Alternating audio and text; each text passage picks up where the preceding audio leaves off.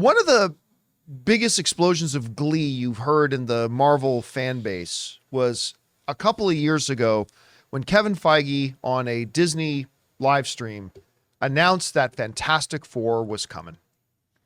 Now, they lost their director, but then they got an equally just as good director in Matt Shakman, who did, of course, WandaVision, and he's going to do a great job with this movie.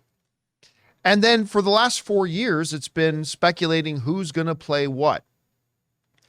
Well, now we know, because this morning, this is reported on Deadline, Marvel got on their social media and posted this picture and said, basically, we've got our Fantastic Four. Happy Valentine's Day from Marvel's first family, Pedro Pascal as Reed Richards, not Dr. Doom, as Reed Richards, Vanessa Kirby, Eben Moss-Bachrach, and Joseph Quinn, who was Eddie in Stranger Things, are officially now our Fantastic Four.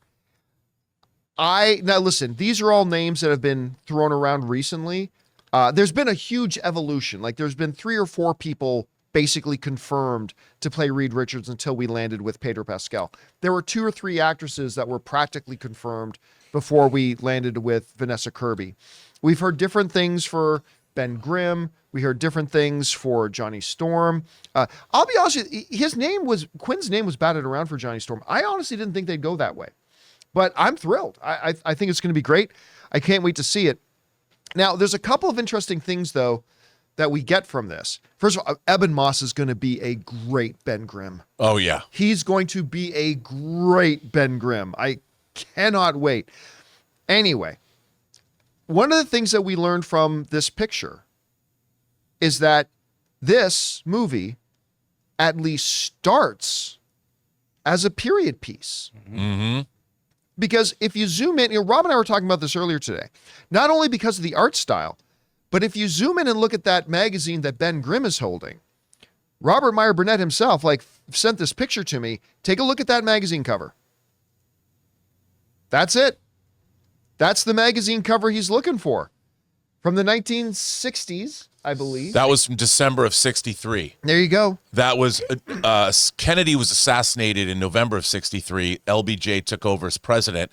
And this would mean if this is supposed to be actually Valentine's Day, this is February 14th, 1964 that we're looking at in this picture. Look at the reel-to-reel tape deck on Herbie's face or whatever. Right. Yep. And you got Herbie down to the robot, an early ancestor of Johnny Five. And what's interesting too is that picture. I guess that's of Ben Grimm, or is it Johnny? Yeah, that's Eben. That's Eben Moss. And I think they did that because yeah. the actor's face wasn't right, of course. But look at that. That is a classic '60s astronaut photo. It looks very similar to the Apollo and Mercury astronauts that took those photos. Yep. Which means in this picture, the Fantastic Four have already been to space. Yep. And they're already the Fantastic Four. In the Fantastic Four comic debuted in 1961, so they're already the Fantastic Four here in this picture. They've already been to space. And interestingly enough, the Beatles came to America on February 7th, 1964. Just before this picture. And the number one song in the nation, I looked this up, by the way. The number one song in the nation at the time was I Want to Hold Your Hand. So I wouldn't be surprised if we see the Fab Four here. So this picture is actually telling us a lot about the film. There's a lot there. There's a lot there. Now, whether or not the movie entirely takes place in that time period, whether it just starts in that time period and then we rush on, whether it's half and half, whether they pull a Captain America, the First Avenger, and it all takes place there until the end and then they move it over. Well, I'm sure we'll find that out in the coming days and months and stuff like that. But we now know when it's coming out too. It's new release date. It's swapped release dates with Thunderbolts. It's now coming out in July. So still just a little over a year away, less than a year and a half away. So we're going to get that in next summer. So it's on its way. They got everything up and running and ready to go. Now, Rob, before I go over and get your thoughts on the now official casting and stuff like that, something I wanted to touch on. We've all known that Reed Richards was going to be that Pedro Pascal was going to be Reed Richards, right? Like they pretty much confirmed that. Of course, SAG did the big leak with reporting that he was about to start working on the movie and all that kind of stuff. So we all knew, all of you guys at home, us here, we knew it was going to be that, and he's that. Now, there are still some people who are not happy with the casting of Reed Richards, with Pedro Pascal in the role. And listen, casting a role is going to be one of the big things. Like for everyone, when they hear so-and-so, somebody was cast in a role, some people are going to like it, some people aren't going to like it. And that's fair, right? Because maybe you don't like the performer or whatever reason. I wanted to address something here quick, though. Because there are going to be people out there who don't like Pedro Pascal as Reed Richards simply because he doesn't work for them as an actor. And there's nothing wrong with that. Right. There are actors people love that I don't necessarily think are all that great. And there are going to be people out there who look at this and say, you know what? I just don't dig Pedro Pascal as an actor. So I don't like this casting. You know what? Totally fair. That's all of us. We've all got actors we like or don't like. Nothing wrong with that whatsoever. Hopefully, when this movie comes out, he's going to be able to win those of you who don't really like him as an actor over, or maybe he won't. It's all fair. It's the subjectivity of film, and there's nothing wrong with that. But that being said, I got to admit, I can't help but roll my eyes a little bit at the excuses some people make about why they don't want Pedro Pascal in the role. And if you follow me on social media, I posted about this earlier this morning. One of the big objections I've heard from people, not everybody, but one of the big objections I've heard from a bunch of people is, he doesn't look like Reed Richards. How can he be Reed Richards when he doesn't look like Reed Richards? To which I would want to ask, which Reed Richards are you referring to? Because if you go to the comics, over the decades, you can bring this up, Jonathan, over the decades, Reed Richards has had like 50 different looks. Like, they're constantly changing. I mean, there's a couple of things that stay consistent, the white streak in the hair, all that kind of stuff. But for the most part, over the decades, Reed Richards has looked dozens of different ways. He's had dozens of different looks.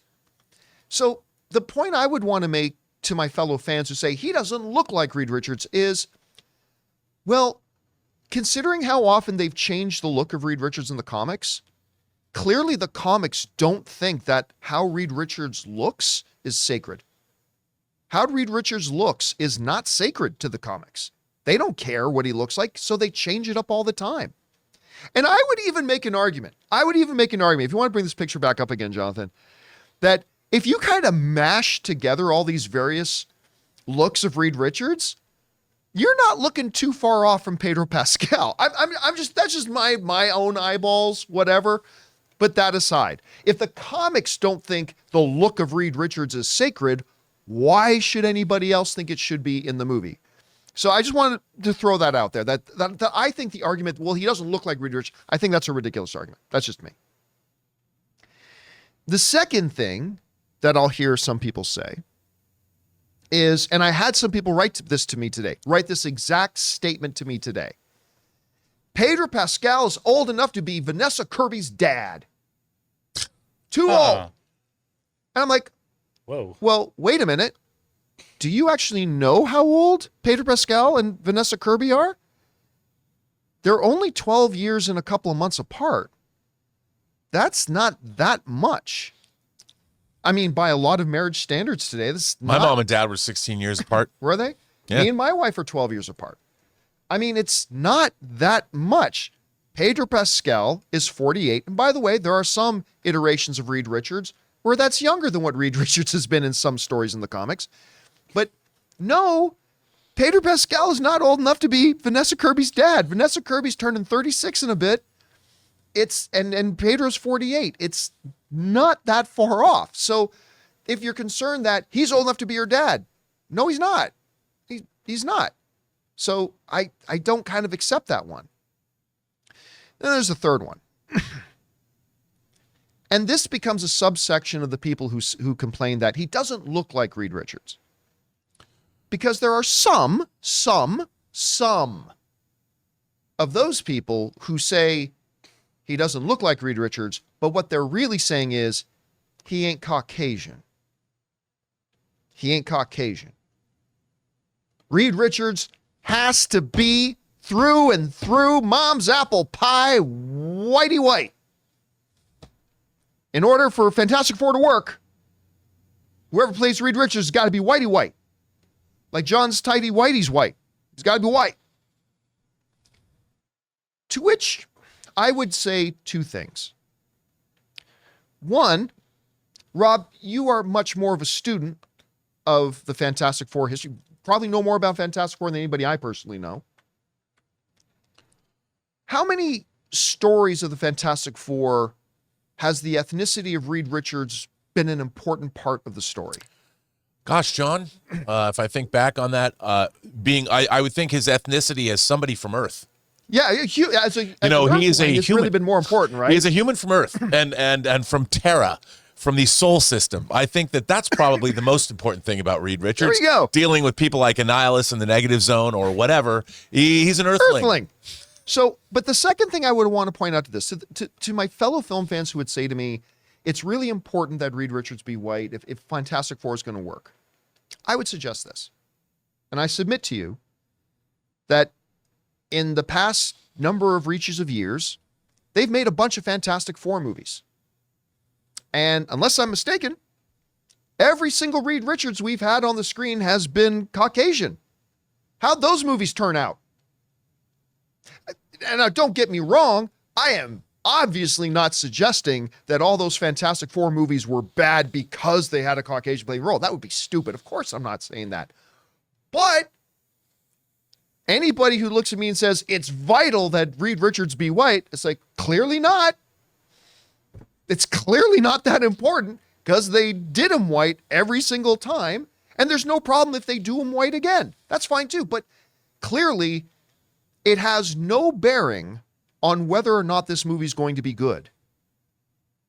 Whether you have Pedro Pascal playing Reed Richards, or whether you have Ryan Gosling playing Reed Richards, or whether you have Martin Lawrence playing Reed Richards. Martin. Clearly, since every Fantastic Four movie they've ever done has had Whitey White as Reed Richards, and they've all sucked, this isn't going to be the determining factor as to whether... Now, having him not be white isn't going to make the movie good either, right? It ain't. But clearly, it's not the defining factor as to whether or not this movie's going to be good. And if all you care about, like many film fans say, is give us a good movie, it's if you're being honest about that, if you're being honest when you say, all I want is a good movie, well, then you should have no problem with this casting. Again, if you're not a fan of Pedro Pascal's acting and his acting doesn't work for you and it's not believable for you and you're just not a fan, I get that. I accept that. That's a totally reasonable thing. We all have actors we do and do not like and it doesn't work. But the reasons of, because he doesn't look like Reed Richards, well, that's obviously isn't a valid thing. He's old enough to be Vanessa Kirby's dad. No, he's not. I guess biologically, maybe there could be a 12-year-old whose swimmers could do the job, but really, he's not traditionally in our understanding of being old enough to be somebody's dad. No, he's not. There's like 12 years separating, 12 years and a few months separating them. And then the notion that, this movie can only work if it's a white Reed Richards.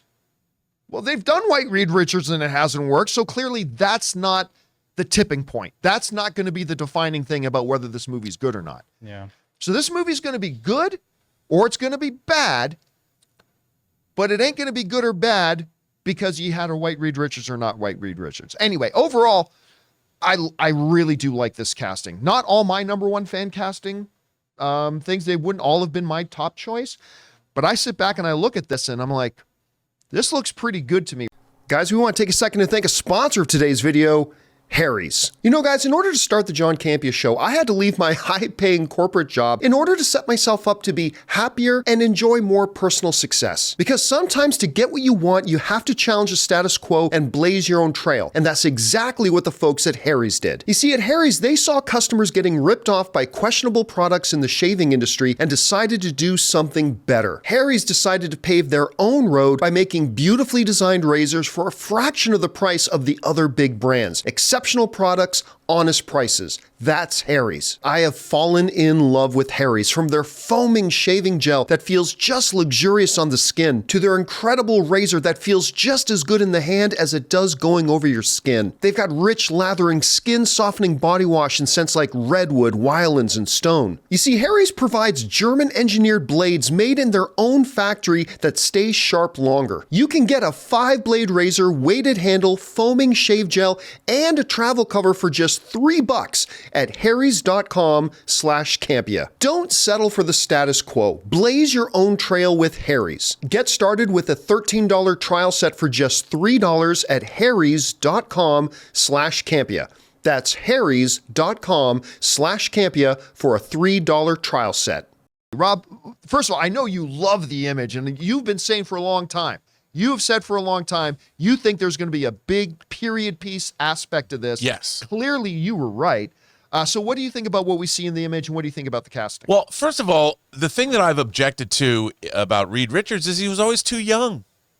You know, to me, yeah, the Muppet Babies, the Fantastic Four babies. Yeah, I mean, I wanted a Reed Richards that was in his 40s, somebody that you could believe, a grown-up that had a scientific background. I always thought Sue Storm was younger than Reed a little bit, you know, and because Johnny Storm is particularly young, you know, but not like a teenager. I always kind of thought of him. You know, I thought Chris Evans actually was a great Johnny Storm. I thought he was a wonderful. He was a great Johnny Storm. I thought that was great casting. But I really like this. To me, the funny thing is, for me, Pedro Pascal as an actor was the best he's ever been for me in Game of Thrones. Because he burned charisma, he was fun, he was kind of unleashed. And I feel that the roles that he's been playing now, even as Joel on Last of Us, he's a little reserved. He's not, I mean, obviously he's supposed to be. That's not exactly right. That's what the character calls happy for. show. Right. And I think that the Fantastic Four, by definition, has to be a little bit more upbeat. So if you combine Joel and his role on Thrones, you're going to get the kind of Reed Richards. Because I see Reed Richards as a very serious guy that also has kind of a hidden sense of humor, that he can bring it out when he needs to be. This movie has to be, I mean, I see this as really embracing the 60s, the same way we saw the World's Fair in Captain America, the First Avenger.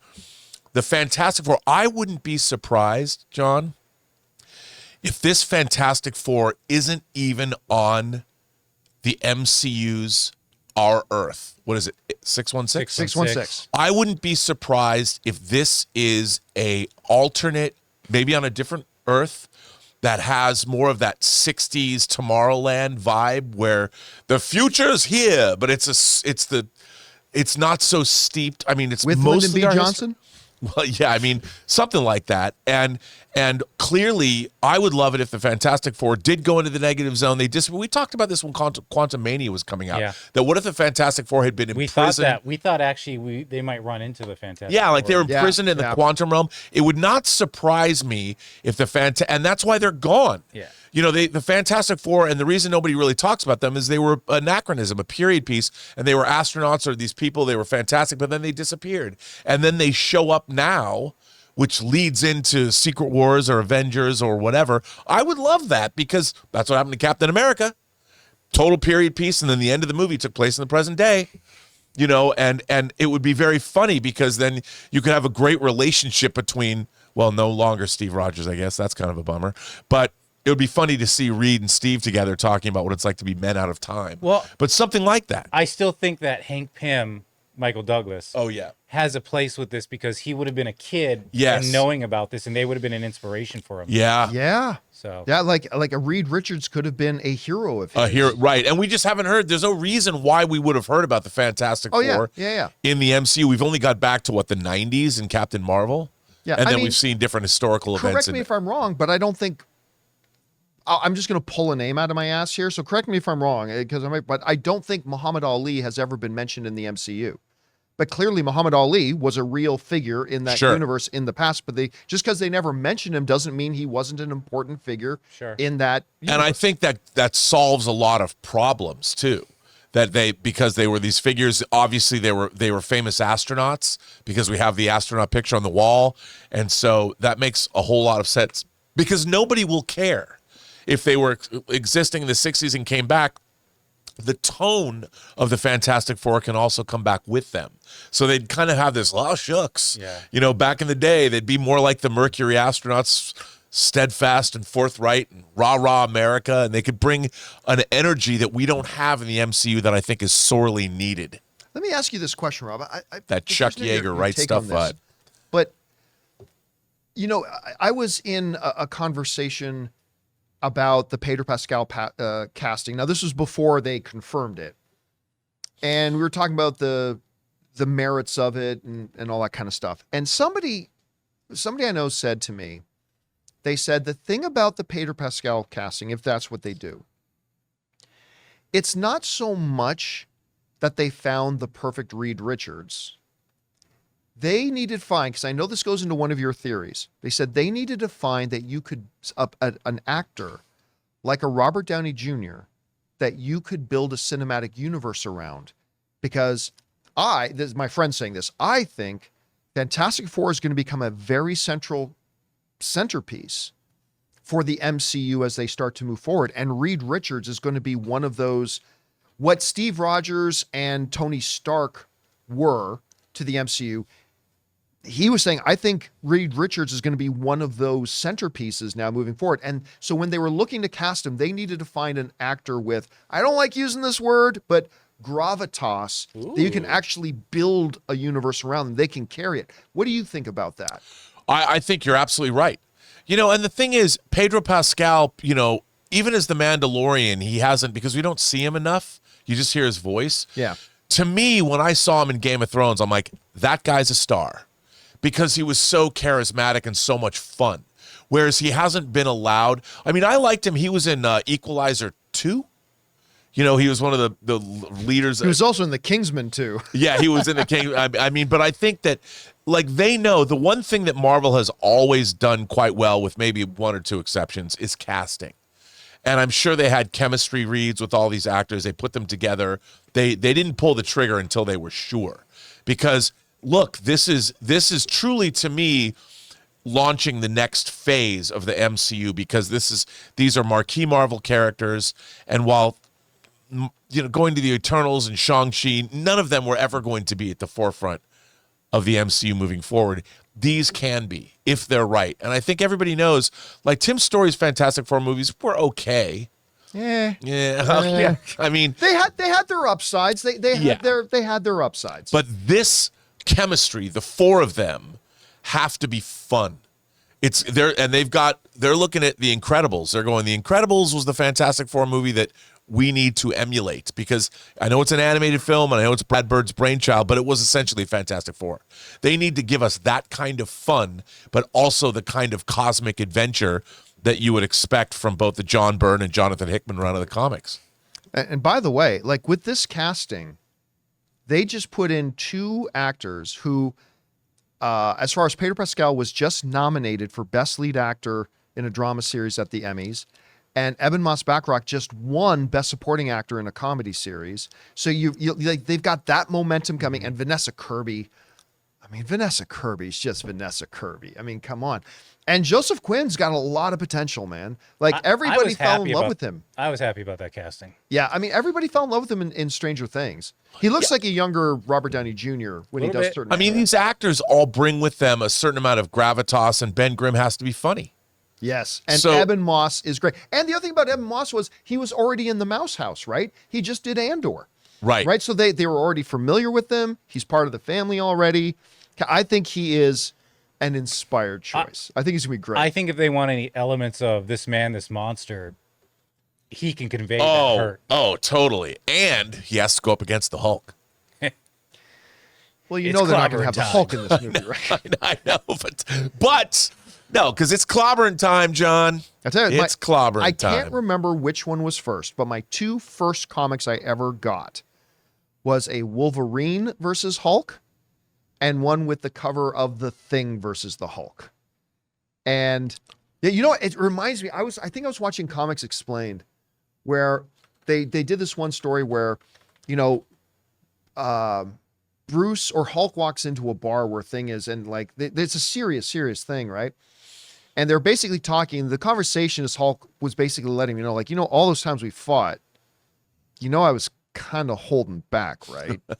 And things like, yeah, I always knew you were. Like, I always knew you were. And like, well, which is pretty cool. But yeah, listen, it ain't going to happen in this movie. No. I would love to see Hulk versus There is Thing. no Hulk in this movie yet. No.